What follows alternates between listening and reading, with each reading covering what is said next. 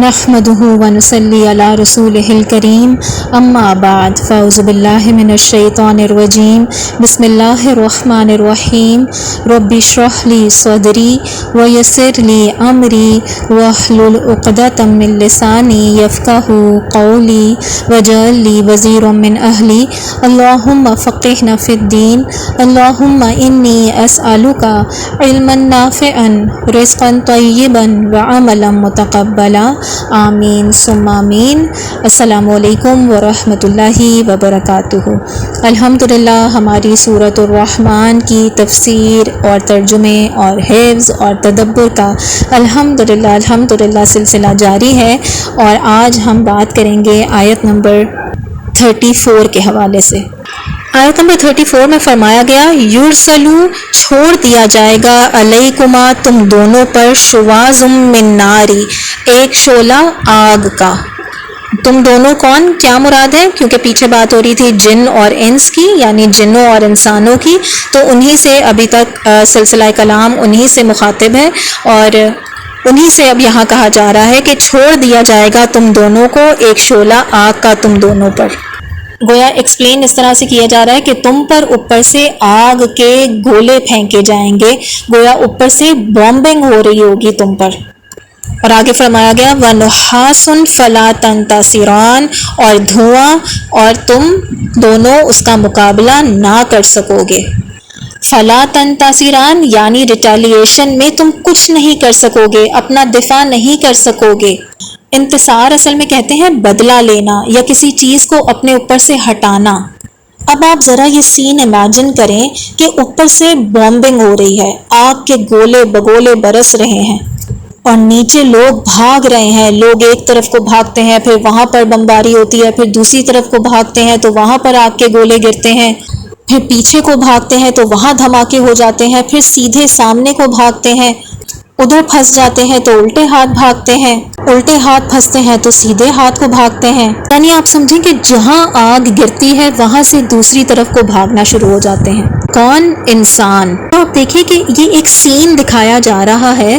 پہلے تو کہا تھا نا کہ جہاں بھاگتے ہو بھاگ لو، جہاں تم بھاگ سکتے ہو بھاگ کر دکھا دو، لیکن اب یہاں پر یہ بات سمجھ میں آ رہی ہے کہ وہ کیسے نہیں بھاگ سکیں گے، کیونکہ ہر طرف آگ کے گولے گر رہے ہوں گے، کہاں بھاگو گے؟ ہر طرف سے بامبنگ ہو رہی ہے تو بھاگنے کی تو کوئی جگہ بچی ہی نہیں۔ پھر اسی طرح دیکھیں تو دوسری طرف جنوں سے بھی کہا تھا نا کہ کہاں بھاگ سکتے ہو بھاگو، انسانوں کو بھی کہا تھا کہ بھاگو۔ انسانوں کا تو پتا تھا کہ کہاں بھاگیں گے، زمین پر بھاگیں گے۔ جنوں نے کہاں بھاگنا تھا؟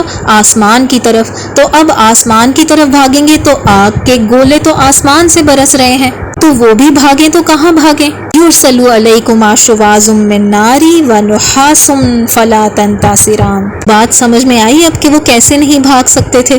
فبأي آلاء ربكما تكذبان۔ اب بتاؤ کہ اب اللہ تعالیٰ کی قدرت کا، اب اللہ تعالیٰ کی اس باتوں کا کیسے انکار کرو گے؟ اللہ کے اختیارات کو اب مانو گے کہ نہیں مانو گے؟ تو دیکھیں یہی بات میں نے آپ کو پہلے بتائی تھی کہ کیسے اس آیت کا ترجمہ ہر بار بدلتا ہے، اس کے سین اور اس سے ریلیٹڈ وہ بات آ جاتی ہے۔ جیسے جنوں انس کے لیے یہی الفاظ جو تھے وہ پہلے سزا کے طور پر آئے تھے، طنز کے طور پر آئے، غصے کے لفظ بن کر آئے۔ بالکل ویسے ہی ہے نا، جیسے میں نے کہا تھا کہ ٹیکسٹ میسج میں اگر لکھا ہو واٹ، اس واٹ کے کتنے معنی ہو سکتے ہیں۔ اسی طرح ہم نے دیکھا تھا کہ شروعات میں فبأي آلاء ربكما تكذبان جو ہے وہ شکر گزاری کے معنوں میں آ رہا تھا، لیکن اب یہاں پر ان آیات میں یہی الفاظ جو ہیں وہ بن گئے ہیں، سزا کے، طنز کے، غصے کے لفظ بن گئے ہیں۔ پھر اس کے بعد آگے آیت نمبر 37 میں فرمایا گیا فَإِذَا انشَقَّتِ السَّمَاءُ پھر جب پھٹ جائے گا آسمان۔ تو آپ دیکھیں کہ بامبنگ اور فائرنگ اور آگ کے گولے آسمان سے اس قدر اور اتنی تعداد میں گر رہے ہوں گے کہ آسمان پھٹ جائے گا۔ جیسے آپ دیکھیں کہ اگر دنیا سے ہم کسی اسپیسیفک ایریا پر فائرنگ کرتے ہیں یا بامبنگ کرتے ہیں تو وہ ایک چیز ہوتی ہے جس میں سے گولا نکلتا ہے اور ادھر جاتا ہے، مطلب ایک اوپننگ ہوتی ہے اور اس سے وہ سب کچھ کام ہو رہا ہوتا ہے، جیسے آپ توپ سمجھ لیں یا میزائل سمجھ لیں۔ لیکن یہاں پر آپ دیکھیں کہ پورے آسمان سے گولہ باری اور فائرنگ ہو رہی ہے، تو آسمان پھٹ چکا ہے۔ اب آسمان کا رنگ کیا بن گیا ہے؟ فکانت وردتن کدہان، وہ ہو جائے گا سرخ، وردتن سرخ، کدہان مانند سرخ چمڑے کے۔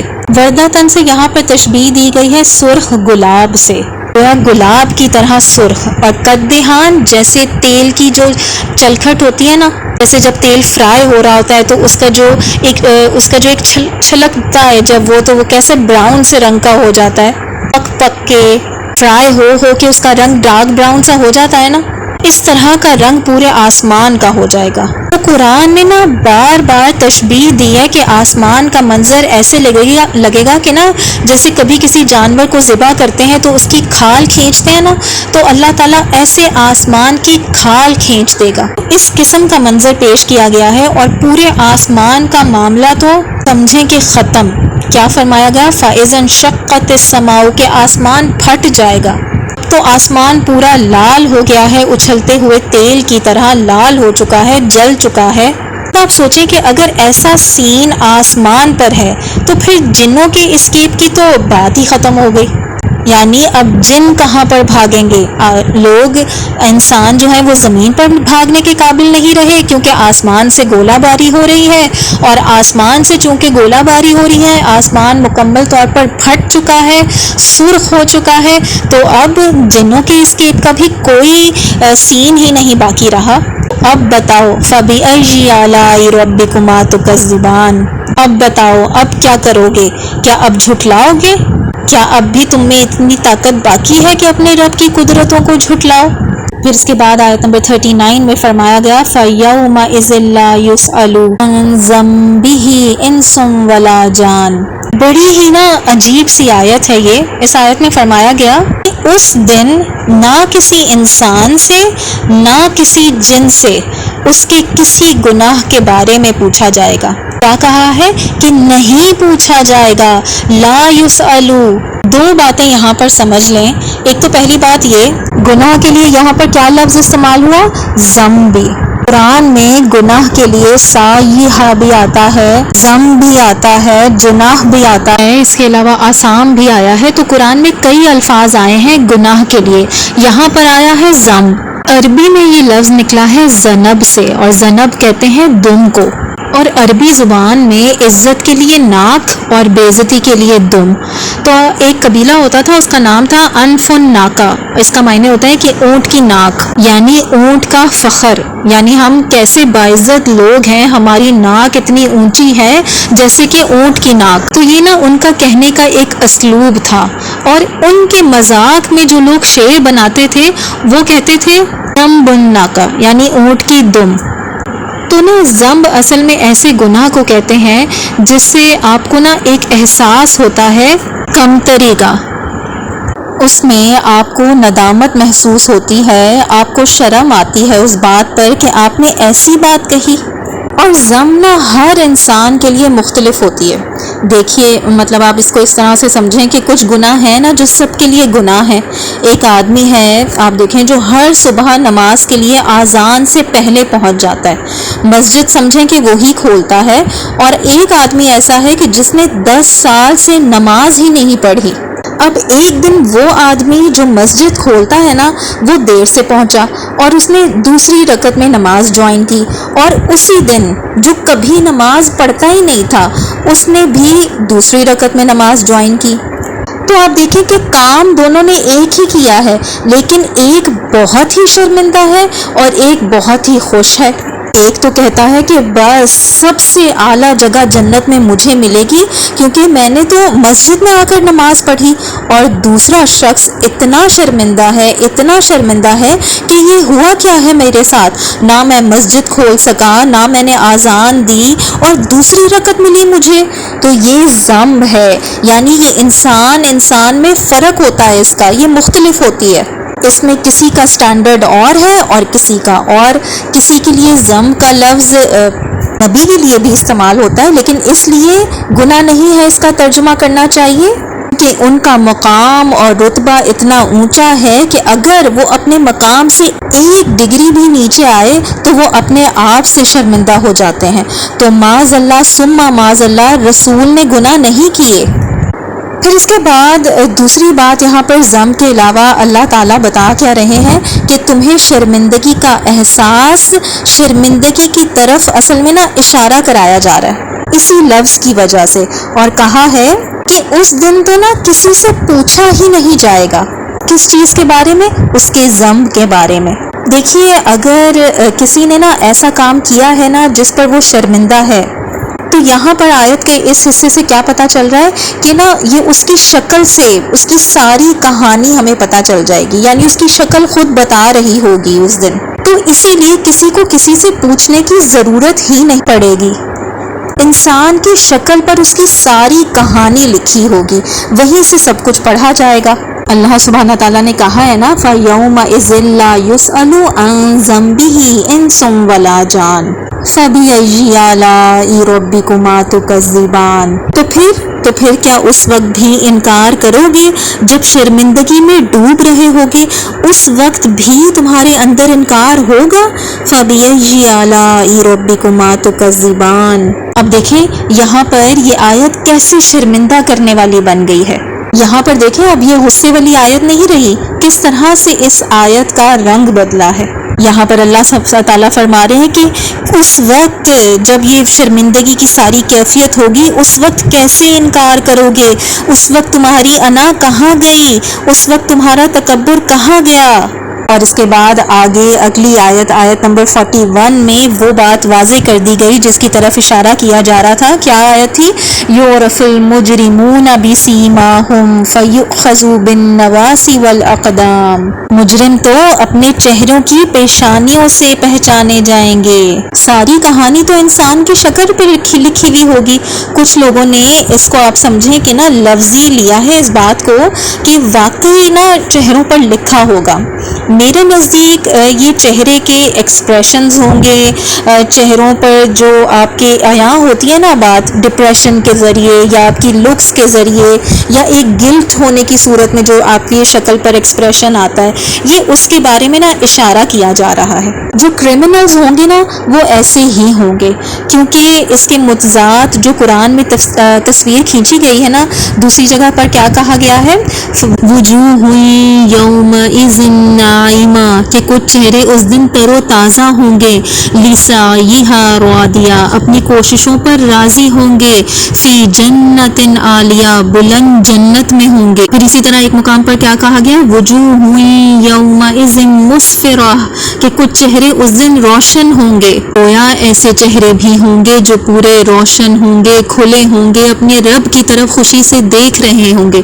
اور یہ دوسری طرف ہے، مجرموں کے چہرے ان کے چہروں سے پہچانے جا رہے ہوں گے سب، جیسے مجرموں کے چہروں کے لیے یہ بھی آتا ہے نا وجوہ یومئذ علیہا غبرہ، کہ اس دن ان پر غبار ہوگا۔ کچھ چہرے ایسے بھی ہوں گے ترہقھا قطرہ، کہ چھا رہی ہوگی ان پر سیاہی، کافر اور فاجر کے چہرے ہوں گے۔ تو یہاں پر اس آیت نمبر 41 میں سورۃ الرحمن کی فرمایا گیا یعرف المجرمون بسیماہم فیؤخذ بالنواصی والاقدام۔ یہاں پر جو تعبیر کی گئی ہے وہ بہت ہی ڈراؤنی ہے، اور کہا یہ جا رہا ہے کہ وہ اپنی پیشانی سے پہچانے جائیں گے۔